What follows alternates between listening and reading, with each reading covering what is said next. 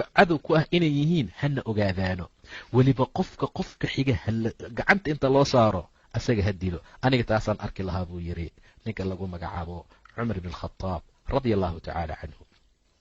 nebi maxamed laakiin wuxuu u janjeersaday baa la yidhi ra'yigii abubakar oo in fidyo laga qaada nimanka in la furto. markaasaa waxaa la bilaabay fidyo in dadkii la furanayo oo dadkii xolo laga qaadanayo.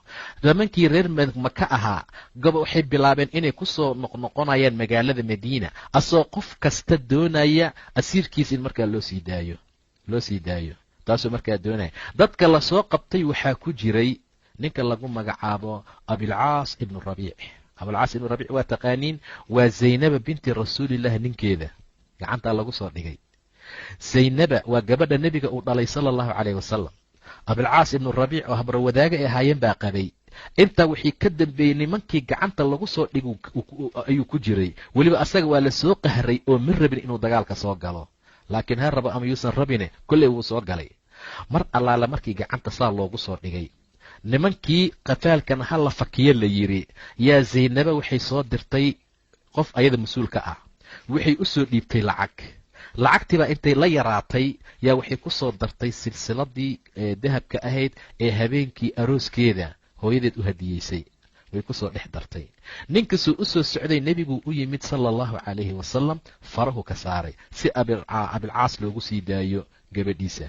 rasuulku markuu saas u furay ayaa wuxuu dareemay, uu fahmay, uu gartay silsiladii habeenkii la siinayay inay markaa ku jirto. rasuulku waa calool jilcay marka. rasuulku waa dabcay, murugyaa gashay. intaa wixii ka dambaysa talada keligii ma laha, dhihi maayo anaa hogaamihii ahee hala sii daayo, ma jirto. saxaabadii u wacay, markaasuu dhahay gabadhii zaynab ahayd waxaa laga haystaa ninkeedii abilcaas ibnu rabiic. intaa wixii ka dambeeya maxay idinla tahay inaad isaga sii daysaan?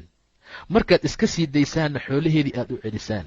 haddii arrintaas aad wanaag u aragtaan sameeya, haddii kale diiday xoolaha idinka iskale qaata buu dhahay rasuulka sala allahu calayhi wasalam. saxaabadana waxay dhaheen maya rasuulka ilaahayow, waa u sii daynaynaa qafaalkeeda, hantideedana waa u celinaynaa.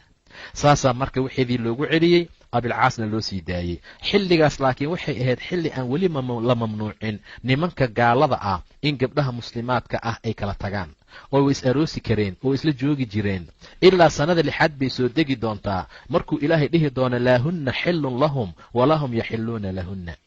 xalaal uma aha wiilasha mu'miniinta gabdhaha gaalada ah, gabdhaha mu'miniintana nimanka gaalada ah. markaa kadib baa la xaaraantinimayn doonaa. laakiin rasuulku abilcaas wuxuu kula ballamay haddii magaalada maka uu ku laabto inuu gabadhiisa usoo diro. qiso dheer baa ku jirtaa. saa darteed ayuu ballantii u oofiyey. ayadana mar allaala markii uu soo islaamay asaga, oo inta mar la qaban doonaa, uu soo islaamay ayaa naagtiisii loo celiyey. 2 qolba wuu jiraa, waa mid odhanayaa nikaaxii baa loo jadiidiyey, weliba 7 sano kadib baa la tilmaamaa ayaa nikaaxii loo jadiidiyey, ama 6 sano ama 5 sano wakhtigay noqotaba. riwaayo qaarkoodna waxay leeyihiin nikaaxeedii hore ayaa loogula celiyey. marka say noqotaba gabadhaasaasaa markaa ninkeedii loogu sii daayey. safwaan ninka lagu magacaabo ibnu ubaya ayaa waxaa soo agmaray nin wiilkiisii la haystay. wiilkaa laga qabsaday odaygaa iyo safwaan labadaba waxay ku sheekaysteen kacbada agteeda. wallaahi nolosha wanaag ma laha.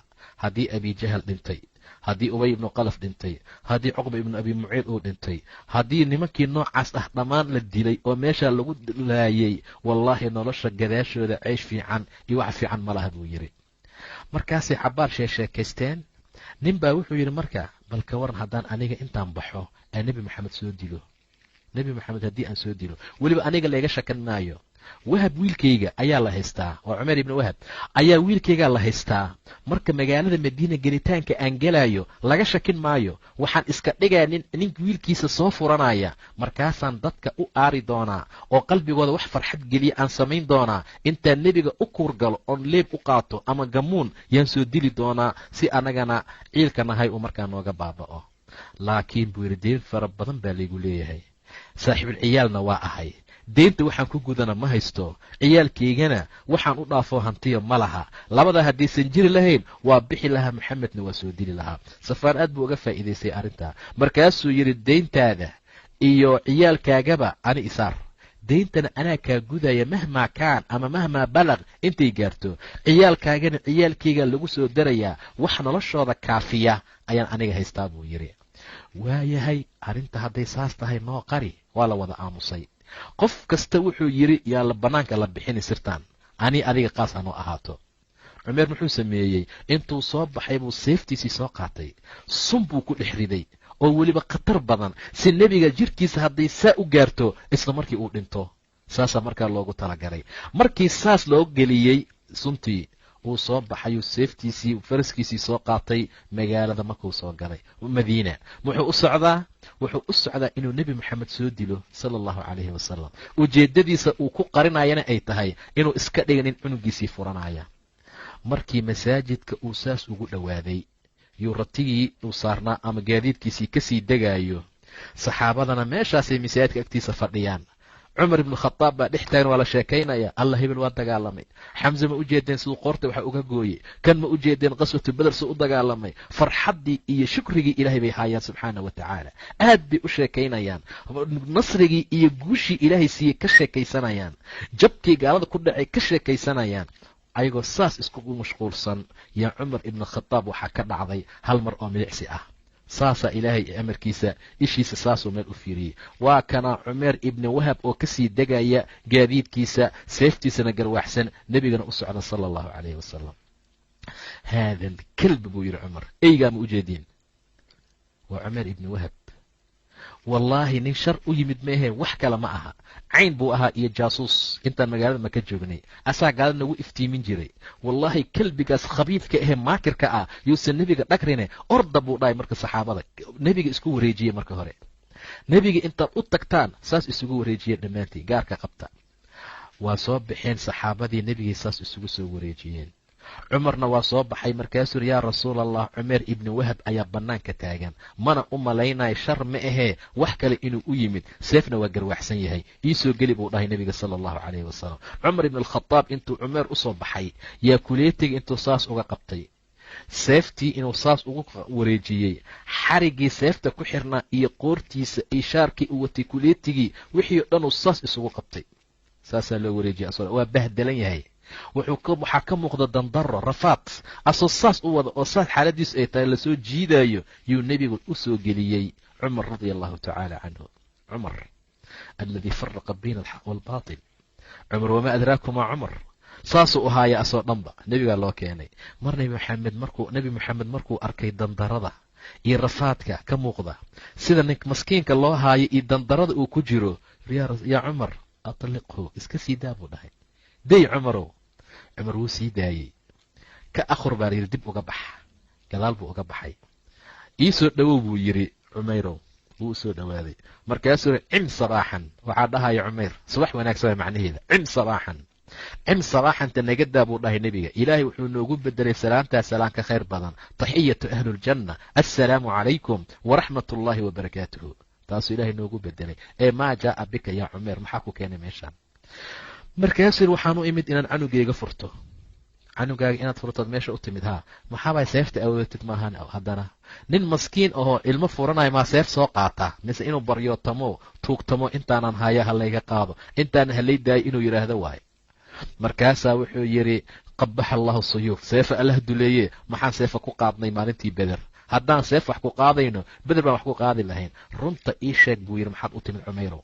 markaasuu yidhi ma uma imaanin ilaa inaan canugeyga furta maahane. adi iyo safwaan miyaadan xijir ismaaciilka fadhiisanin oo aadan ku sheekaysanin oo aadan dhihin deynaa liigu leeyahay, ilmana inay iga dhibtoodaan baan ka cabsanaa maahane, nebi moxamed waan soo dili lahaa, miyuusan safaan deyntaadii iyo mataqaanaa kaa xambaarin iyo ciyaalkaaga? wixii oo dhan buu rasuulka u sheegay sala allahu calayhi wasalam. markaasuu yidhi ashhadu an laa ilaaha ila allah, waxaan qirayaa ilaah adi aan ahayn mooye inuusan ilaah kale jirin. waxaan qirayaa ilaah mooye ilaah kale inuusan jirin xaqnimo lagu caabudo, adigana aad rasuul ilaahay oo xaqa tahay. waayo ani iyo asaga mee qof kaloo meesha joognay ma jiro, cid kaloo arrintan og ma laha. waxaan qirayaa oo aan hadda yaqiinsaday khabar inuu cirka kaaga yimid. taasuu markaa rumeeyey. odaygii maka jooga markasta wuxuu leeyahay haye dadow, khabar baa imaan doona mar dhow oo beder idin hilmaamisa. ummaduu ku dhex wareegaya. markaasuu leeyahay mar dhow suga, khabar baa imaan doonee, khabarkaasoo beder idin hilmaamsiiya.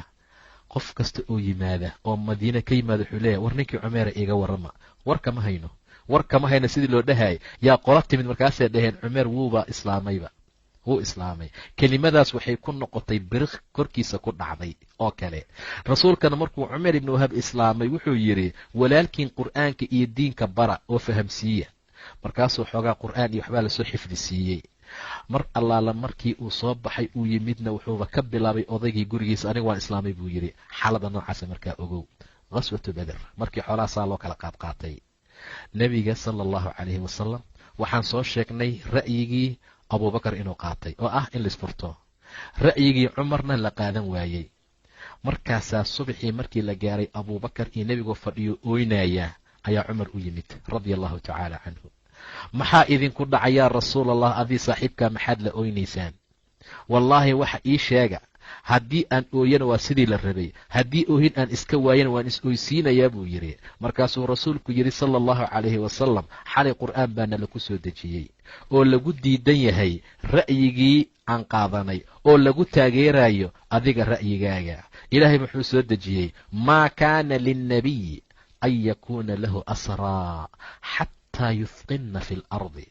nebi maba u bannaanaba inuu qafaal qaato, inuu wax furto ilaa gaalada meydkooda uu dhulka ka buuxiyo, ilaa gaalada la baabi'iyo. xataa yuthqinna fi lardi, ilaa meydkooda dhulka uu buuxsamo buu dhahay ilah subxaana wa tacaala. arlada lagu xargajiyo. fi lardi turiiduuna carada dunyaa, xoolo adduunaad doonaysiin miya? maxaa dhacay maxabada gaalada loo muujinayo? maxaa loo deeyey? maxaa qoraha looga gooyn waaye? maxaa caloosha looga duleelin waaye? maxaa loo baabi'in waaye? maxaa dhacay buu dhahay ilah subxaana wa tacaala maa kaana linnabiy an yakuuna lahu asraa xataa yuthqinna fi lardi, ilaa dhulka baktigooda la dhiga buu dhahay ilah subxaana wa tacaala. ilaa say muslimiinta dhiigooda u qubayaan kooda loo qubo, ilaa say u baabi'inayaan loo baabi'iyo. maxaa dhacay oo ra'yigii cumar loo qaadan waaye? turiiduuna carada dunya, xoolo adduunaad doonaysaan miya? wallahu yuriidu alaakhira, ilahayna aakhiruu rabaa subxaana wa tacaala. wallahu casiizun xakiim. lowlaa kitaabun min allahi sabaqa lamasakum fiima akhadtum cadaabun cadiim. lowlaa kitaab min allah, kitaab ilaahay xaggiisa ka hormaray hadduusan jiri lahayn oo ummaddan in khaniimada loo baneeyey ah, amase shuuradii aad samayseen aad ku badbaadeen haddaysan ahaan lahayn, sabaqa lamasakum fiima akhadtum, nebi moxamedow wixii xoola aad qaadateen waxaa idinka taaban lahaa cadaabun cadiim, cadaab cadiima buu dhahay ilah subxaana wa tacaala. war cumar ra'yigiisaa toosnaa. cumar weliba wuxuu yidhi qof kasta qofkadu raximkiisa ah ha loo dhiibo. saas ha arkaan in maxabba iyo kalgaceylba aad dhexdeena aalin, in ilaah subxaana wa tacaala diintiisa inay raacaan maahane si kale aan isku jeclaanayn. arrintaa maxaad u samayn weyseen? waxaad ku fakateen kitaab ilaahay hortiisa jira maahane hadduusan ahaan lahayn cadaab cadiim aha idin taaban lahaa. haddana fakuluu mimaa hanimtum, waxaad haniimaysateen iska cuna xalaalan tayiban buu idin yahay. wattaquu llaha ina allaha غفور رحيم. إلهنا كبقى إلهي وألا دم الله بدن ونحرس بدن سبحانه وتعالى. تضبيت وانك رمضان يوم الفرقان، يوم التقى الجمعان، ومالنتي نصر ومالنتي قوشة ومالنتي إلى سبحانه وتعالى مسلمين تقوشة قعنت وقليي قال دين إلهي هلا جي سبحانه وتعالى إله حق أيان كبر يا إنه مسلمين تمركزتوا إجوبة وقرقاروا كنصر بدر أو كلي قوشي إله سي بدر أو كلي inuu ilaahay siiyo subxaana wa tacaala. ilaahay waxaan ka baryaynaa subxaana wa tacaala khayr iyo wanaag inuu markaana siiyo. rabbiga xaqa waxaan ka baryaynaa kuwa diinta ilaahay qaata, daacada allana ku socda, inuu ilaahay naga dhigo. ilahay waxaan weydiisanaynaa soonka aan soonnani ilaahay naga aqbalo. ilahay waxaan weydiisanaynaa daacada ilaahay kuwa ku socda oo raaca, inuu rabbiga naga dhigo subxaana wa tacaala. ilahay waxaan ka baryaynaa khayr iyo wanaag iyo daaca ilaahay kuwa ku socda inuu ilaahay naga dhigo. leylatulqadri baa noo soo dhowey, kuwa ka faa'iidaysta inuu ilaahay naga dhigo. rabbigood dambarkaa waafajiya. ilaahay subxaana wa tacaala guul iyo nasri ayaan ka weydiisanaynaa. maantasaan la socono waa 17 ramadaan, waa yowm alfurqaan, waa yowm altaqa aljamcaan. wasalaamu